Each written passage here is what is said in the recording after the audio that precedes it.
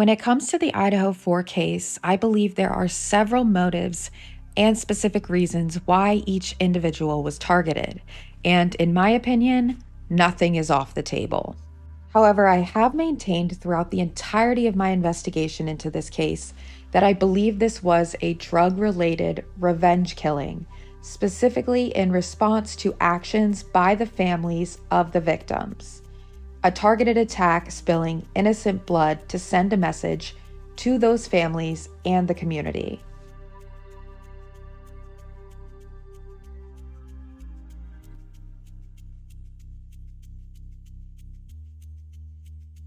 The type of violence that was initiated against Maddie, Kaylee, Xana, and Ethan was instrumental in nature, meaning it was employed as a means to specifically kill each intended victim. That was the goal upon entry into the house. This type of violence is very common in the world of drug trafficking and criminal gangs.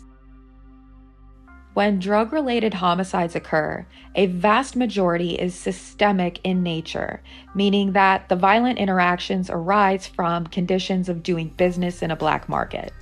Examples of systemic violence include territorial disputes between rival dealers, robberies of drug dealers, elimination of informants, and assaults or homicides committed within particular drug dealing operations in order to enforce normative codes. Snitches get stitches, basically. There was no sexual assault. Say anything to you? You know, to me, the perpetrator felt to get whatever it was he was doing done and get out of there, and that his motivation is not a sexual motivation.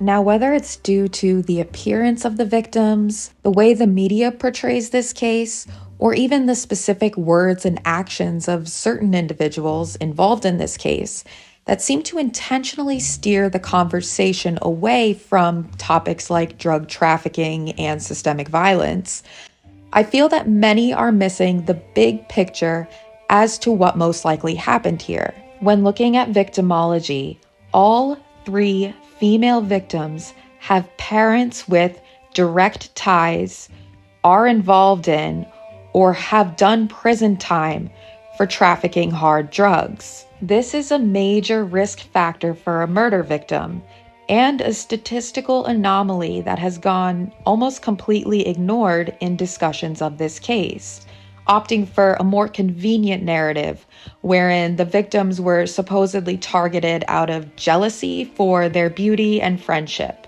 by a PhD student from out of town with no identifiable connection to the victims, their residents, their families, or even the community of Moscow, really, and who cannot be forensically linked to the crime scene other than by way of a convenient single source of touch DNA that was suspiciously extracted and linked to the defendant by way of genetic genealogy, a process with very little, if any at all, established courtroom procedure.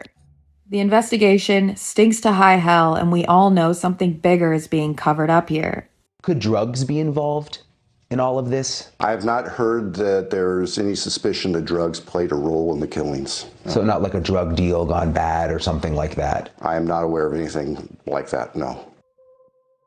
Perhaps this illusion was crafted to cover up the consequences of engaging in profit-driven criminality, both on an individual and community basis, as one doesn't need to look too far to discover such activity in the lives and surroundings of these victims. The way that I always remember it when we think of the traditional mafia and organized crime, maybe I'm naive, but I always thought families where you put those to the side, that you don't target the families. There was this escalation, and it's based on fear. Is that what it is? Instilling? Yeah, well, first of all, you're not off base at all. You're 100% correct.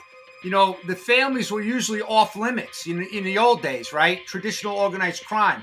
But the cartels are not, like, people got to stop calling them drug cartels.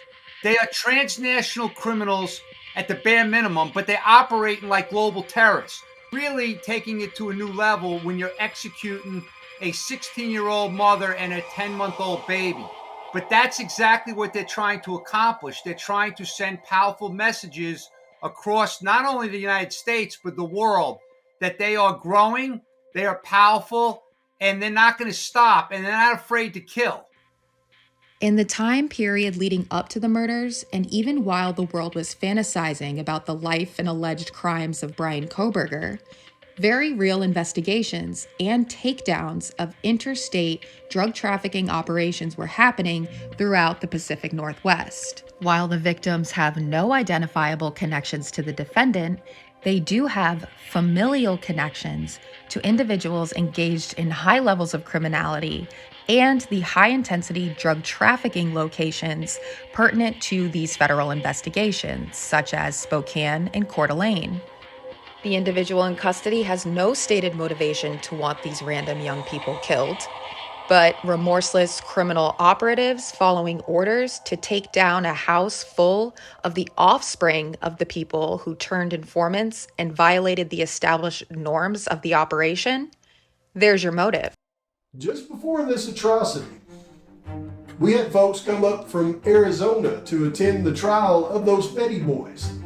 The Fetty boys turns out to be the real key in this case, because the three from Arizona that were attending the trial for the Fetty boys were now working with the Aryan family to operate the current trafficking organization that was going on, that was later taken down by the FBI just a short time later. So they're members of the Aryan family. They're then up there watching the trial for the Fetty Bros. I'm sure they're in contact with them. As the Fetty Bros get sentenced on November the 7th to decades in prison, I'm sure they're not very happy with that Coeur d'Alene informant that we have broken down so vigorously. And by the way, that Coeur d'Alene informant was also believed to be an informant for TF, who was in Spokane explaining what happened to his shipment, as well as the other party that he believed was involved in setting up his arrest. Then you have the rest of the Aryan family, the leadership, the ones with the money, who had just lost a bunch in a possible crypto investment when the crypto market hit rock bottom overnight. So that's a lot of players right there in Spokane right before the atrocity, with some vendettas against some folks. In last week's episode, I broke down the connection between victim Xana Kernodle and a drug trafficking trio from Tacoma called the Fetty Bros. In sum, the Fetty Bros were primarily operating in spring and summer of 2021, up until their arrest in October of that same year. Their MO included using Snapchat and other social media to locate a supply of illegal drugs originating in Mexico. They also traveled to Arizona to obtain deadly fentanyl pills and poured them into the Spokane community and across the United States, including Washington, Arizona, Alaska, Idaho, and Florida. Now, although the Justice Department has not explicitly made the connection between the two groups, examining similarities between the operation run by O'Mealy, Carr, and Gudino Pena, aka the Fetty Bros, and the Aryan family members led by Jesse James Bailey, 27 of whom were indicted in March of 2023, it is quite clear that the two groups are associated or even likely the same operation. As in, JJB may have taken over the Fetty Bros supply routes after they were busted in October of 2021. For example, both groups were found to have trafficked massive amounts of fentanyl and other drugs, as well as firearms, from Arizona into Washington, Idaho, and Alaska. Not only did the Fetty Bros run the same routes and trafficked the same products into the same communities as the Aryan family, but they are all from the Tacoma, Washington area. Moreover, the Fetty Bros, like members of JJB's Aryan family, were arrested in Arizona. All that to say, it would be fairly unusual to have two massive operations running the same trafficking routes, as these groups tend to be quite territorial. Not only that, but according to court documents, the Fetty Bros engaged in a violent lifestyle without remorse. For example, when a customer overdosed, Carr suggested that no one cared and continued to sell the same deadly poison. When O'Mealy, Carr, and Gudino Pena suspected someone was cooperating with law enforcement, they tried to kill him and nearly succeeded, opening fire and expelling more than 40 rounds at their intended victim in Lakewood, Washington. They also threatened to kill their female co-defendant, Jamie Belovich, if she were cooperating with law enforcement. Federal court documents just unsealed list Matthew Gudino Pena, known as Cheesy, Hunter Bo O'Mealy, Caleb Ryan Carr, Jamie Belovich, and an unnamed confidential source as part of a conspiracy to distribute more than 50,000 fentanyl pills, along with cocaine, methamphetamine, LSD, and marijuana. An overdose death in Idaho put investigators onto the group. There, a high school freshman died of a fentanyl overdose. Investigators say 2 different suspects connected to the overdose and a killing over a drug deal led a confidential source to give up Carr and O'Mealy as the source of the drugs used in the overdose. Court documents describe a variety of drug deals and drug busts in Washington state and claim Cheesy Gudino Pena and Hunter O'Mealy shot and seriously wounded a man there who they thought was a snitch. Okay, so we've established that this investigation that eventually led to the arrest of the Fetty Bros begins in May of 2021 with the deaths of 2 young men from Coeur d'Alene. From there, the DEA identifies Holmberg and Fitterer Usher as involved in both of the deaths, as well as the supplier of the deadly fentanyl pills. From there, the confidential informant links these 2 to the Fetty Bros, as well as to a transnational cartel. But what does this investigation that happened in 2021 have to do with our 4 victims that were savagely executed on King Road in November of 2022? The answer to that question, I believe, is related to the aforementioned confidential informant, whom the YouTube creator known as Pavarotti put forth is in fact Kara Kernodle. Examining this timeline and location of the investigation into the Fetty Bros, in my opinion, confirms this to a very high degree of certainty, and I will dive deeper into that timeline to prove this point. And ultimately, the theory that this was in fact a drug-related revenge killing, specifically pertaining to the families of the female victims. A theory which I first proposed in February of 2023, just 3 months after this massacre. It's important to understand just how instrumental this informant was in busting the Fetty Bros, working very closely with the DEA and U.S. Postal Inspection Service. The DEA was able to make the connection between the men responsible for the Coeur d'Alene deaths to the Fetty Bros through circumstantial evidence, including Snapchat messages, and by linking suspicious packages found in Holmberg's home to the post office in Tacoma that the Fetty Boys frequented. But these 2 weren't about to snitch and reveal the identity of their suppliers in Tacoma. I'm going to show you just how critical this confidential informant was in the investigation, apprehension, and federal prosecution of the Fetty Bros. And I think you will also conclude that this informant and even their family members could easily become targets of these remorseless criminals who are well connected in the drug trafficking and criminal world and are also known to threaten and even attempt to murder anyone they believe to be a snitch.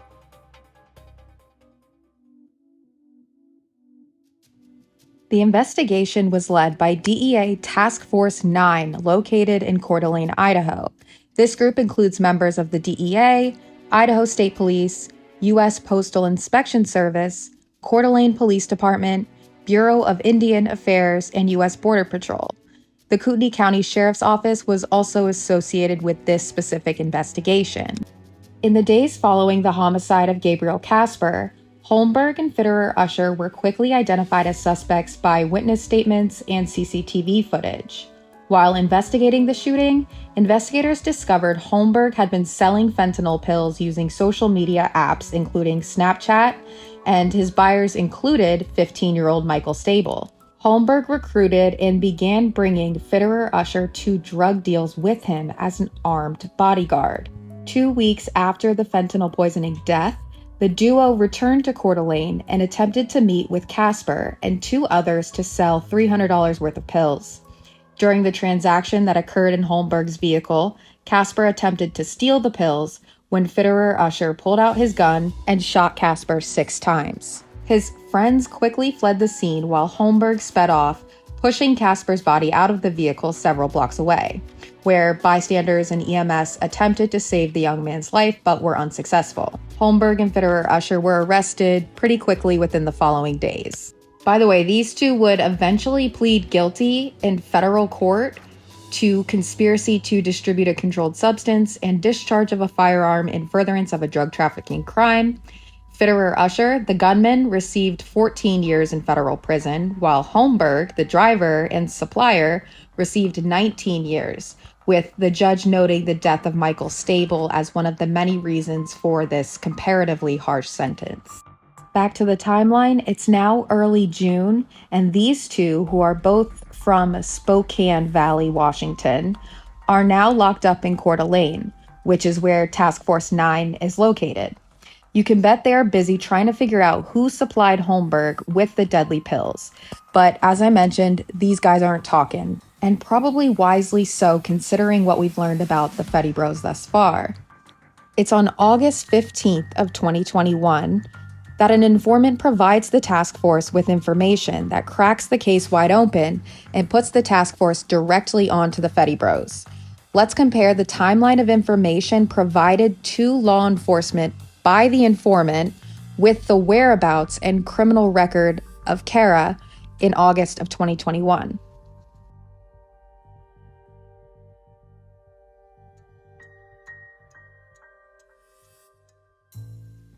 On August 12, 2021, Kara is charged with 2 counts of felony drug possession and possession with intent to deliver. These are the charges that she was still dealing with around the time of the murders.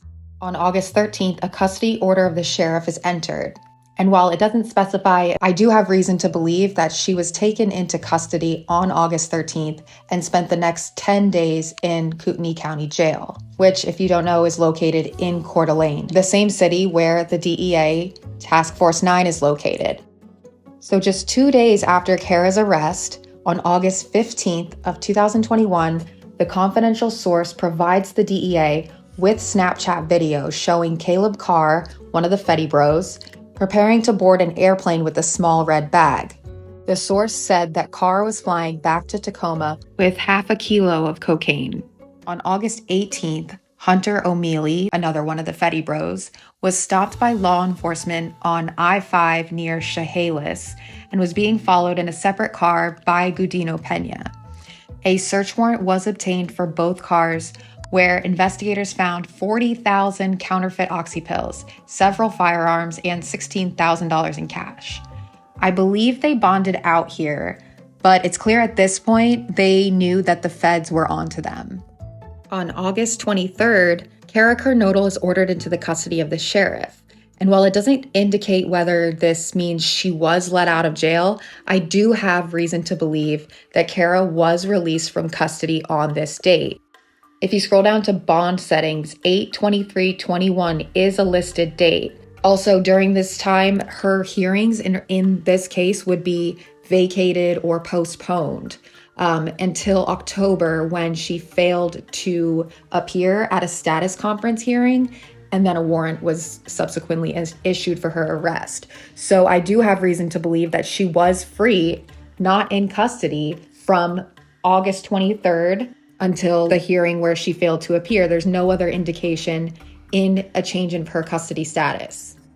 So is it a coincidence that on August 23rd of 2021, as Kara is let out of custody, the very next day, on August 24th, the confidential source did a controlled buy with Carr and Belovich near downtown Spokane? We also know that Kara was staying in Spokane before the murders, and she does have an extensive criminal history there as well. So she knows what's going on in Spokane, and she's connected to these people through drugs. During the controlled buy, Carr gave the source 20 pounds of marijuana candy, 2,000 pills laced with fentanyl, and 6 phones. Carr believed the source could make the phones invisible to law enforcement. Instead, the source gave the phones to the DEA, and they were able to extract data from Carr's phone. On September 6th, the DEA learned that Carr and O'Mealy would be passing through Spokane, and they met with the confidential source to exchange payment for the August 24th buy. They met in a parking lot in Spokane Valley while DEA surveyed the handoff. Belovich was also in the car during this controlled buy. As it became clear that law enforcement may be tracking them, the Fetty Bros fled to Arizona and attempted to obtain fake identifications to escape to Mexico. On September 12th, they make it to Tucson, Arizona, and over the next 2 days, the confidential source learns that Carr and O'Mealy got 10,000 pills from a Mexican source, were running illegals, and were advertising on Snapchat to recruit drivers. Several days later, O'Mealy and Belovich returned to Tacoma. On the 18th, the DEA learned that O'Mealy and Carr wanted to ship fentanyl-laced pills to the confidential source in Spokane. The source met with the postal inspector to make a shipping label to send $5,000 to a mailbox in Tacoma associated with Carr and O'Mealy's business. O'Mealy then shipped the pills once he received the tracking number for the money. The package was intercepted and 2,000 pills were recovered. September 25th is the attempted murder of one of their associates in Lakewood, Washington, that they believed to be cooperating with law enforcement. So basically, they thought this guy was a snitch and tried to kill him, firing 40 rounds at him, and he miraculously survived, suffering a collapsed lung, and he's paralyzed from the waist down and will almost certainly never walk again. Court documents say that Caleb Carr told the confidential source about the shooting involving O'Mealy and Gudino Pena, and the source then forwarded that information to law enforcement. The next day, on September 26th, Jamie Belovich, who is the female co-defendant, was stopped by police with large volumes of fentanyl-laced pills. A couple days later, on September 29th, Caleb Carr contacted the confidential source, telling them that Jamie Belovich bonded out using her home as collateral. Carr said it made him suspicious, and if Belovich was cooperating with police, he would kill her. This is what he's telling the confidential informant who is working with law enforcement. Just 3 days after they nearly killed someone who they thought was a snitch, so you can imagine the sense of fear that the informant was feeling at this time. Mind-boggling how they use distressed citizens, because let's face it, most of the people involved in drugs are in distress. They're not doing it because it's some wonderful career path. They're doing it because they have a problem, and it's all they know to do at the time. They are often used as pawns by law enforcement to try to build their way up the chain to a larger arrest. And in the process, law enforcement puts their lives and their families' lives in danger. And that is exactly what we see happening here in the IDAHO4 case. Whether they want to admit it out loud or not, it is what led to this atrocity.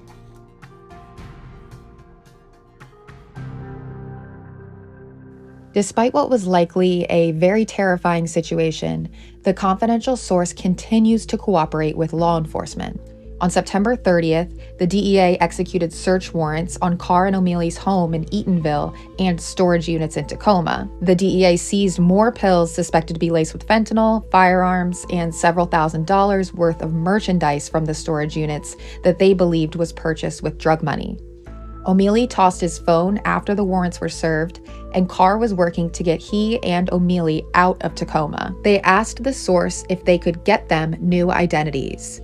The source was also asked if O'Mealy's phone was ready and was given instructions to ship it to an address in Arizona. This is significant because it provided the authorities with the address of where the trio were hiding out.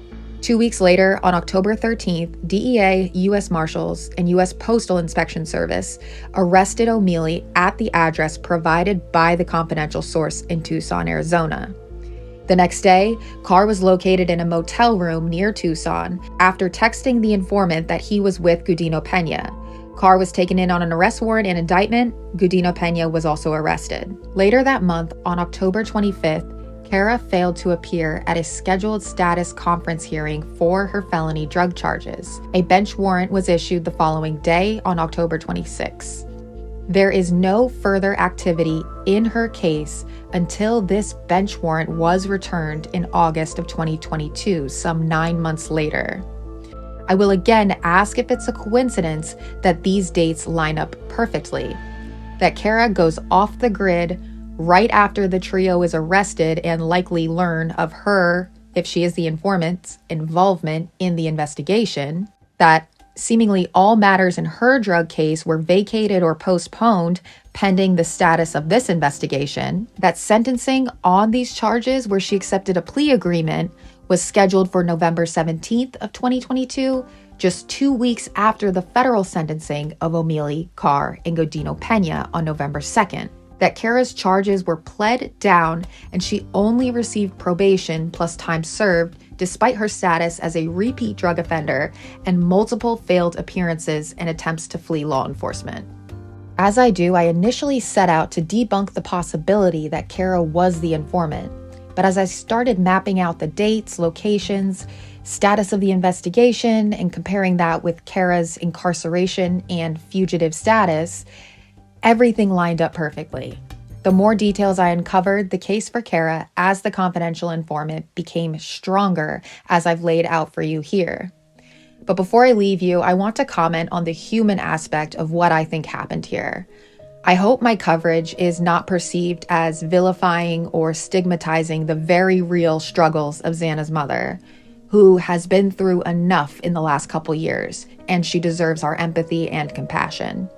If in fact Kara was this informant, she was absolutely used and abused by law enforcement. As Pavarotti commented, this investigative practice is predatory because it weaponizes the justice system against individuals with substance use disorders, causing these people to turn on their criminal associates while law enforcement does absolutely nothing to ensure their safety. While we can all agree that much more needs to be done to stop the infiltration of cartels and criminal gangs that have absolutely devastated countless American families and communities, we are left with the age-old proposition: do the ends justify the means? Are we okay with police using dishonest and predatory investigative tactics as long as it serves the general good of the public? How can we reconcile the double standard that we wouldn't want this done to us, but we accept that police can be trusted to only abuse the system against those who quote-unquote deserve it? And lastly, what does accountability look like in the IDAHO4 case? I see motivations for many surrounding this whole ordeal to cover up the truth of the matter and divert blame entirely onto Kohberger, which is why we need to keep digging and sharing this information. But that's all I have for you today. Thank you for watching today's presentation, and I'll see you in the next one.